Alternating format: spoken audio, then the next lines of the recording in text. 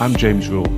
Welcome to the Lonely Leader podcast, where we help existing and aspiring leaders find clarity, build resilience, drive performance, and enhance fulfillment.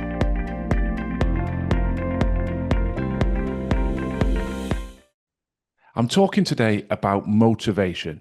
It's another leadership essential, and I find with many of the leaders that I work with, it challenges them at some point. I want to break this episode down into two components, really: self-motivation and team motivation. Because the harsh reality is, as we know, leadership on the outside always starts within. If we can't motivate ourselves, if we can't compel ourselves to take action, then we've got limited to no chance in being able to do the same within our people. And motivation, whilst hard to pin down, is essential. It's that gap between knowing what we should be doing and actually doing it consistently. When I think of self-motivation, and for the record, it ebbs and flows. I'm not saying me or anybody listening to this should delude themselves and feel that they've got motivation in abundance each and every day. But one of the key ways to ensure that there is a ready supply of motivation is discipline.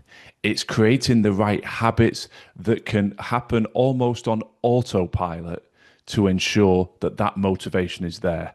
And there's a quote that really anchors this in for me: the things you do when no one else is looking are the things that define you. I like that notion. I remember hearing Muhammad Ali, the world champion boxer, talking about this. What you do in training, long before you ever step in the ring, that's where it all counts. And obviously there is so much we have to do as leaders when nobody's watching. And it's finding that discipline to consistently follow through, to do the things that you've heard me talk about in so many episodes, to look after our own health and well-being so that we have a high proportion of energy from which we can draw to help us take action. These are the essential steps that lead us into motivation. Motivation isn't some magic pill, some silver bullet that we just click our fingers and, oh, I'm motivated. You have to take the steps in order to put yourself in a space that you can be motivated. And another quote that I've always found particularly engaging comes from the basketballer Tim Duncan, which reads, "Good, better, best. Never let it rest until your good is better and your better is best." Sounds like a tongue twister. I'm just going to say that one more time. Good, better, best. Never let it rest until your good is better and your better is best. We've all got different anchors. We've all got different triggers. But I use quotes a lot because I think it just snaps my thought process back into a place that I can take action from. Never let it rest until your good is better and your better is best. It's an eternal challenge. None of us are going to step back and say, we're the best. Very few of us. Perhaps there's a couple of narcissistic characters out there that might say it, but we aspire to be, and it's motivation that will drive that. As we pivot into the concept of team motivation, we step into a world that I am super passionate about. This is an area I really enjoy working with leaders on, because the reality is there is no one size fits all. You cannot just apply a formula for motivation and deploy it across your team. Whether you're leading one person or 1,000 people, it is nuanced. Everybody is different. Some people respond to overt recognition, praise. Some people, it's financially driven. Some people, it's a combination. There are multiple levers that drive people, and your challenge as a leader, first and foremost, is to understand that nuance. And there's no shortcut. I'd love to tell you there's a hack. There isn't. It's about getting to know your people. And so many of the things we've talked about on previous episodes, truly listening, actively listening to who they are. What are their fears? What are their concerns? Helping remove them, helping close that skills gap, helping remove that knowledge gap, draws them closer to you, enhances that level of motivation. People feel valued equates to people feeling motivated. How do you make people feel valued? You give them ownership. You give them a chance to contribute to strategy. You understand what's going on with them. You press when you need to press. You ease off when you need to ease off. You allow them to take time with a relative or a loved one if they're sick. It's those softer skills where you demonstrate through your words and your actions, I understand you, I see you, I know who you are, and this is what I'm going to do to make you feel valued. That is a process that takes time and investment, but my goodness me, it is worth every minute. What I know from my tenures in the CEO roles is that when you crack that, and there's no part of my crudeness, there's no BS to this, you cannot tell people to feel motivated. You cannot tell people, I've made you feel valued. They decide whether you make them feel valued or not. But when you invest, you understand, you listen, you give ownership, and people feel valued, they will do amazing things for themselves, for the organization, and naturally by default for you as a leader. And some would go as far as to say, well, it's their relationship with the leader that comes first, even beyond the organization. And sometimes you'll see that if a leader leaves, parts of their team leave with them. So the first and most important tip around team motivation is understand your people, make them feel valued, do that well, and their motivation will develop organically. Now, if you allow me just to circle back to self-motivation, it has a dotted line naturally back into team motivation because, as is the case with every single leadership essential that we've talked about on this podcast, how you model, how you behave, the actions you take, the words you use is being observed by all of your team. And they will embrace the positive, they will also embrace the negative. That's the nature of people being exposed to certain behaviors. So your positivity, your motivation can be contagious, and your negativity and your procrastination can also influence the wider team. And this takes us right back to discipline and habits. If people see you having the discipline to do the same core things repeatedly, then they become motivated to do the same. I use a lot of sporting examples because of my background playing professional sport and working in professional sport for so long. But it's a universal theme that pretty much every elite athlete, male, female, in any discipline, has a high work ethic and a high level of discipline. And that's something that translates very well when they step into industry post-retirement in their next chapter, because they bring those traits with them. So discipline is something that is so contagious. When somebody sets a standard, people look, they're encouraged to step up with them. When somebody falls below the standard, well, then people become a bit more complacent and say, well, they're not doing it, I'm not doing it. And the standards and the level of performance and the level of motivation, as we're talking about today, drops. So if you want to be the biggest influence you can on your team, simply role model the discipline, the habits that you rely on to drive your motivation and performance, and watch those ripple out into your wider team. If you've listened to a few episodes, you'll know I like to try and anchor in the teachings and the perspectives I'm giving by drawing out real-world examples. Let's look at Jürgen Klopp, the former Liverpool manager. He was somebody who motivated not through fear and control, but through connection. Connection was his main driver. He had a phrase when he first came into Liverpool, we have to turn doubters into believers. And he certainly did that. That's something that's so impactful with motivation. It's igniting a belief in people that we can achieve great things even before the results arrive, cutting through that apathy and that, well, we've tried this, it doesn't work, it's never going to work. You have to build belief. And when you truly connect with people, it goes back to the point I made earlier about giving people that sense of value. You build that connection. He's a great example of using that to deliver results and to drive really high, impactful levels of motivation. Moving out of sport into business, Richard Branson, the founder of the Virgin Empire, is somebody that I refer to frequently. And his motivational power lies very much in developing trust, empowerment, and a high level of energy. He certainly brings a high level, always has, always will, of energy since the day he founded Virgin through to the present day. And he famously said, train people well enough so they can leave, but treat them well enough so they don't want to.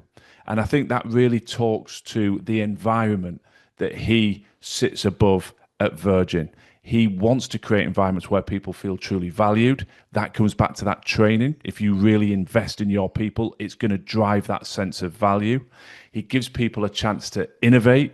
He gives them that high level of ownership, and he doesn't create fear of failure. In fact, he recognizes he's had high profile failures. That's how we learn. The important thing is to pick yourself up, dust yourself back off, implement the learnings from that failure, and go again. So, the creation of the environments in all Virgin organizations is an integral part of how he motivates. And with all these examples, I know these are world class operators, internationally recognized in their disciplines, but nonetheless, I love that notion that success leaves clues. And just because Richard Branson sits at the top of a Virgin empire doesn't mean the principle of creating the right environment and making your people feel valued isn't something that you can implement today, whether you're leading one or two people or an enormous team.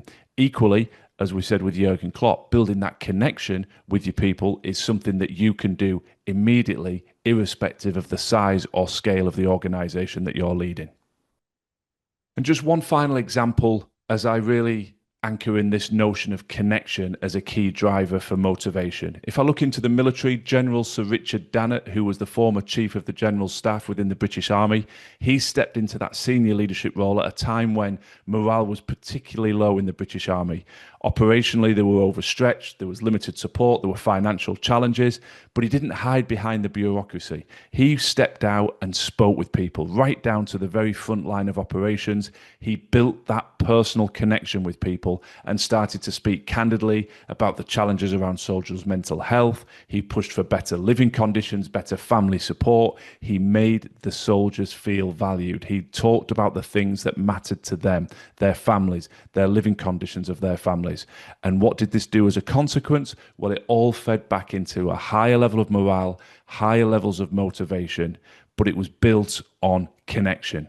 As I said earlier, there are no shortcuts, there are no silver bullets to building connection. If it's insincere, people see straight through it. But when you do it right, when you take the time to connect, to listen, and to then implement what matters to your people, the sense of value goes through the roof, and with it, their levels of motivation to perform and execute on the tasks that you hold them accountable for. Now, you've probably heard the notion that motivation is a blend of both intrinsic, the internal motivation, purpose, mastery, and enjoyment of the work itself, and that extrinsic element, which is driven very much by recognition and money or reward. As we keep saying, there is no quick fix here. Leaders need to weave that blend, but I would certainly say the majority of focus needs to sit on supporting the individual to develop that intrinsic level of motivation. Yes, reward and recognition is important, particularly that financial element. People need to be able to pay the bills, but it only takes you so far. And there isn't that much point of differentiation between you and any other organization. Once you reach a level of pay, well, that level of pay is probably comparable with multiple other employment opportunities. So what we really need to do is to step into that intrinsic element to really help people align with a purpose, to really drive that level of ownership, help them to truly master their particular craft and what they're doing, so that they've got this huge level of fulfillment from what they do, which naturally feeds into their motivation. And I found some interesting research on this point in the Harvard Business Review, and it said that teams motivated by purpose and autonomy outperform those driven purely by financial incentives by over 40% in productivity and satisfaction rankings. So that ties very much into this point, doesn't it? Yes, we've got to get the basics right in terms of finances, but really going to town and developing those intrinsic elements will yield far higher level of results for your team, but also far higher levels of fulfillment. And this is a dotted line off on a bit of a tangent, but I always admire those leaders that are able to build a high-performing team, but B, long service within that team to retain people, even though they've got the aptitude, the skills, the experience, and the reputation to go anywhere, they stay within that organization. That cannot be done through purely extrinsic financial matrices. It has to be about creating the environment where people just love to come to work, feel valued, derive a huge amount of fulfillment. And that's not exclusively at the door of the leader, but any leader that has that long-serving team deserves a high level of credit for having shaped and maintained that environment, because maintenance is key. We can shape something in the short term, But going back to consistent actions and discipline that we talked about at the start of the episode, to sustain and maintain that environment over the long term, you have to have the discipline and consistency in your words and actions. As usual, I'm now going to dive into some actionable takeaways, 8 relatively simple tips that I believe you can begin implementing immediately to enhance both your own self-motivation and that motivation in the wider team. So tip number 1, clarify your why. Motivation will always start with absolute clarity on the purpose. What are you doing? Why are you doing it? Where are you trying to get to? And how are you going to get there? That clarity and that line of sight on what everything is for is a North Star for you and a North Star for your people. Without it, it's very difficult to fire up the engines. You don't really know why you're doing things, where you're trying to get to. Well, that ambiguity just stalls momentum right out of the gates. Tip number 2, model the behaviors you expect. Motivation is contagious. Your actions, your words, and the daily discipline you apply to every facet of your role has the power to inspire and motivate. People are watching. Make sure you set the bar high, maintain your standards, and allow that motivation to ripple out through your wider team. Tip number 3, recognize and reward progress, not just results. We've often got long-term plans, strategies with a number of moving parts. It's easy to think, well, if we get there, if we hit the finish line, then we can reward and recognize. But actually, we need motivation. We need momentum. And we don't want that to wane and to ebb away because people are feeling frustrated, unseen, undervalued. So when people are making positive steps en route to our final destination, let's acknowledge it. Let's recognize it. A quiet word, an email, a text, a handwritten note, whatever your preferred style of communication, stay connected to the progress that's being made and take the time to recognize it. When you do that well, people's level of motivation will go through the roof. Tip number 4, cultivate autonomy. Micromanagement's important when people first start working with you to ensure they're on track, but give people a bit of space. We talked about Richard Branson and the environments he's created at Virgin. Allow your people to grow. Allow them to shape the development and the growth of the strategy. By giving them autonomy, you say, I trust you, I value you. They will respond in kind with a higher level of motivation. Tip number 5, stay curious. Growth ignites motivation, but stagnation kills it. You've got a lot on your plate as a leader. I recognize that, but find the time to fuel your own curiosity. For me, it's through reading, listening to podcasts, interesting conversations with mentors and clients that I work with. It opens thoughts, it opens parts of our brain. It allows us to energize because you see successful strategies in action. You hear of what other people have done, and it does something to us internally. It fires us up to say, well, I could do that. I could apply that. That could be just the missing link I need for my strategy. So exposing yourself to that, keeping your curiosity. Don't just look within and become bogged down by your to-do list, your emails, and your call list. By keeping that alive, by keeping that curiosity alive, you will fuel your motivation. Tip number 6, build motivation through small wins. This is about you as an individual. I've mentioned earlier about recognizing the progress of your team en route to a big goal. Well, you need to do the same. Break things down into small steps and recognize your own achievement. Take a moment to give yourself the proverbial pat on the back because small steps build momentum. Very rarely do we come across a silver bullet, one key action that completely changes the landscape, that changes the game. So be willing to take those small steps and build them on top of each other like the proverbial bricks in a wall. And that motivation, that forward momentum, will build your motivation. As you can start to feel progress, you can start to see progress, the motivation grows. Let me frame it with that simple notion of getting fit and healthy. Small steps. You don't see an immediate difference, but over time you start to feel a bit different. You might start to see a physical change. You might start to find your clothes fitting differently. And those small steps energize you, don't they? They make you feel more motivated to say, hey, I'm getting results, I'm going to do more. So recognize the small steps, the progress being made to fuel your continual motivation. Tip number 7, listen deeply.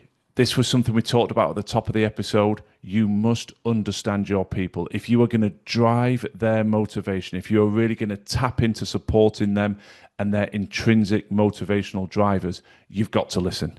There is no one size fits all. I know you're busy. I know you'll listen to this and go, I can't spend all my time listening. I've got so many things to do. I've got so many people to lead. Chunk it down. Focus in on different areas of your business, different staff members at different times, but just have an internal rallying call. I need to take the time each and every week to connect with my people and just to take a moment to learn something new about them. And you've got to listen if you're going to learn. And with that intelligence, you will build a stronger relationship. They will feel more valued and their motivation will rise, which will impact their performance. It's a no-brainer. Yes, it takes time, but the return on investment is immeasurable. And tip number 8, reflect and recharge. It comes up so often. I'll never tire of saying this until the day that I find leaders who are all 100% energized and physically and mentally in a great space. But I'm not there yet. We've all been through this. We've all had good and bad periods of our lives and our leadership tenure when we're looking after our physical and mental health, but we can't motivate if we're running on empty. We can't hold ourselves to the discipline to deliver consistently in our words and actions and our daily practices to inspire and motivate our people if we're running on empty. So we must periodically reflect, how am I looking after myself? How am I processing my stress levels? How am I ensuring that doesn't damage me physically or mentally? And then we ensure that we take the necessary steps to energize ourselves, which will keep our motivation levels high, which again allows us to set the right example for our wider teams. As I bring this episode to a conclusion, I want to just finish with a Benjamin Franklin quote. Motivation is when your dreams put on work clothes. We've all got our dreams, professionally, personally, but we've got to put on our work clothes. Motivation can never be seen as a lightning bolt or one big boom hit. It doesn't work like that. It's more of a fire that you tend daily through your habits, through your words, through your actions. Reflect on where you are. Where are your levels of motivation? Where are the team levels of motivation? How can you implement some of these teams to improve both? And as I say frequently within these episodes, if you want some additional support on that, if this has piqued your interest, if this is an area you're struggling with, then please reach out. This is my wheelhouse. This is where I love to support people because we said it earlier, knowledge is one thing, but you've got to put everything into practice. You can have all the knowledge in the world, but if your motivation isn't right or your team motivation isn't right, you are not going to deliver results. So if I can support you in any way, get in touch through all the touch points that are in the show notes. I'd love to have a conversation about how I can assist you in driving your levels of motivation and the wider motivation levels within your team. I wish you the very best of luck on your continued journey of growth and development. Thanks for listening to the Lonely Leader podcast. I'd be very grateful if you could share and follow if the content resonates. And if you're looking for additional free resource to support your continued growth and development, then please do check out our social media and website details in the show notes. Remember, quality leadership on the outside must always start within.